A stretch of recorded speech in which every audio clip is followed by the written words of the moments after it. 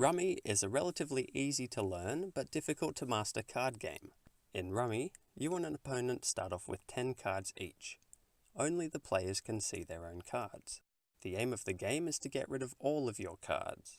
The layout of the game has a stock pile where cards in the waste pile are drawn from, a waste pile which has a pile of cards you must draw from each turn, and a melds section where you discard cards from your hand.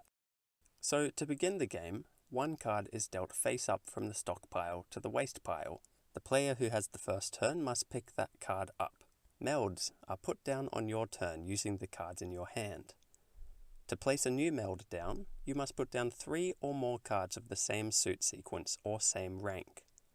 You can also do what is called laying off, where you can add 1 or more cards to an existing meld, so long as it either follows the same suit sequence or same rank.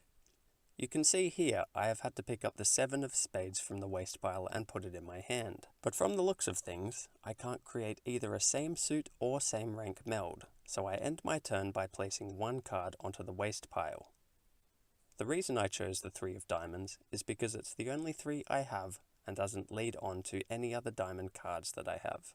Please also note that you cannot put the card you drew from the waste pile back onto the waste pile on the same turn you drew it. My opponent, after drawing a card from the waste pile, also doesn't seem to be able to make any melds yet, so they too put a card down into the waste pile. Actually, neither of us can do anything for a while, so let's skip ahead a bit. My opponent starts by putting down 3 queens. After I've picked up the ace they placed onto the waste pile, I end up with 3 aces, so that's my first meld that I can place down. But my turn isn't over until I put a card onto the waste pile.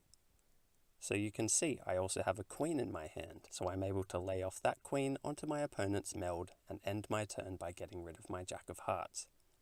I do this because I can see I have 2 kings, 2 sevens, and 2 nines. These will come in handy for making same rank melds. Once again, it takes a while for either of us to be able to play any more melds, so let's skip ahead again. Now things start to get interesting, with my opponent placing 3 4s onto the meld section. Now they only have 4 cards left, and I have 6. But after this finishing move by my opponent, they present me with a 7, so I can make a same rank meld using my 3 sevens. Now we both have 3 cards remaining. Everything slows down again at this point, until my opponent puts down a 9, which allows me to create yet another same rank meld.